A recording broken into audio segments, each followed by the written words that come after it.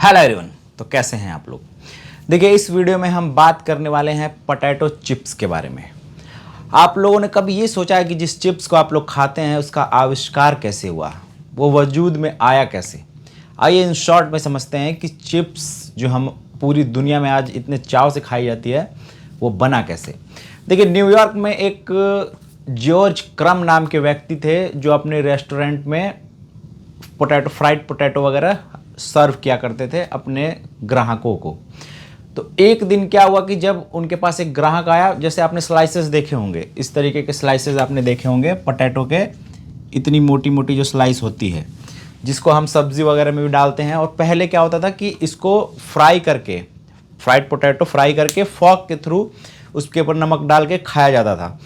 एक दिन उस ग्राहक ने, जो कंटिन्यू आता था उनके शॉप पे, उसने कहा कि आपका ये फ्राइड पोटैटो बहुत थिक है, मोटा है, इसकी थिकनेस को कम करिए।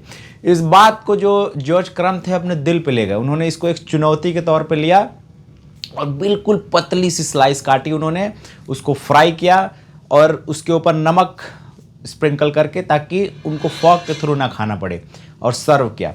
वो इतना पसंद आया लोगों को कि वहाँ से जो पोटैटो चिप्स का चलन शुरू हुआ, आसपास के जितने होटल्स थे उसमें कटोरी में देके सर्व किया गया। ये जो मैं आपको बता रहा हूँ ये 1860 के बाद बता रहा हूँ, 1860। आज समझ लो कितना, 200 साल के करीब होने वाले हैं। उस टाइम जब उन्होंने इस तरीके से सर्व करना शुरू किया, आसपास के इलाके में पूरे होटल वालों ने इसको अपने मेन्यू में शामिल कर लिया। ऐसे करके पोटैटो चिप्स का आविष्कार तो हो गया, लेकिन अभी बचा हुआ था, क्योंकि कुछ सालों के बाद इन्होंने अपना रेस्टोरेंट बंद कर दिया।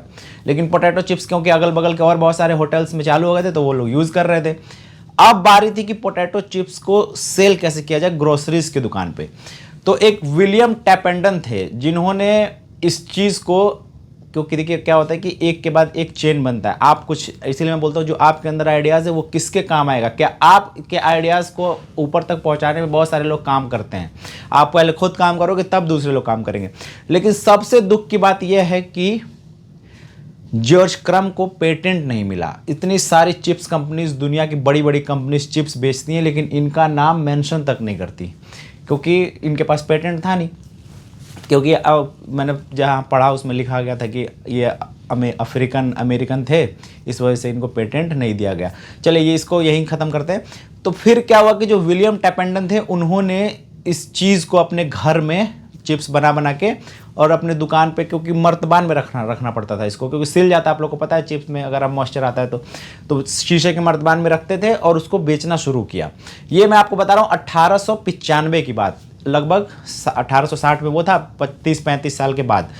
तो फिर वहाँ से जब क्या हुआ कि अब चिप्स को, सबसे दिलचस्प बात ये सुनिए, चिप्स उस टाइम हाथों से छील के बनाया जाता था। आप सोचो कितना ज़्यादा क्वांटिटी, और आलू छीलने की मशीन नहीं थी, तो आलू को हाथ से छीला जाता था और फिर जितना चिप्स बनता था उसको मर्तबान में रख के लोगों को कुछ दिन के बाद जैसे खाया जाता था उसको बेचना शुरू किया इन्होंने।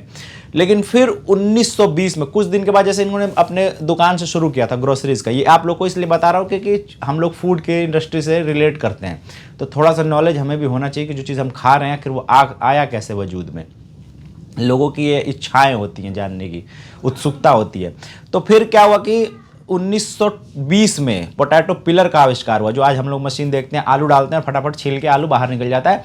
1920 में पोटैटो पिलर का जब आविष्कार हो गया तो ये बहुत लार्ज स्केल पे इसकी प्रोडक्शन होने लगी चिप्स की, आसपास के सारे इलाकों में। फिर भी एक चुनौती थी कि ये चिप्स बहुत जल्दी सिल जाता था, कितना मर्तबान में रखेंगे। तो कुछ सालों के बाद एक थी लॉरा स्कडर, तो इन्होंने एक ऐसा पॉलीथीन का आविष्कार किया जो कि मॉइस्चर रेसिस्टेंस था, मतलब उसके अंदर मॉइस्चर नहीं जाता। तो लॉरा स्कडर के इस आविष्कार के बाद ये कंपनीज रजिस्टर्ड होने लगी, और पूरी दुनिया में जो आप चिप्स खाते हो, जो एक मजाक में वजूद में आया था, 31.2 बिलियन, आप सोच लो 31.2 बिलियन $, इसका अंदाजा आप इससे लगाओ कि $1 बिलियन, 31 को छोड़ दो, सिर्फ 1, लगभग 80 खरब रुपए होते हैं। 80 खरब, अरब भी नहीं, 80 खरब। अब 80 खरब को 31.2 से मल्टीप्लाई कर दो, कितना बड़ा अमाउंट है ये पूरी दुनिया में चिप्स के कारोबार का, जो ईयरली टर्नओवर मैं आपको बता रहा हूँ। तो इस वीडियो में सिर्फ इतना, इस तरीके की दिलचस्प जानकारियाँ निकाल के लेके आप लोग के लिए फूड से रिलेटेड जो इंडस्ट्री है उसमें लेके आता रहूँगा। तब तक के लिए अल्लाह हाफिज़।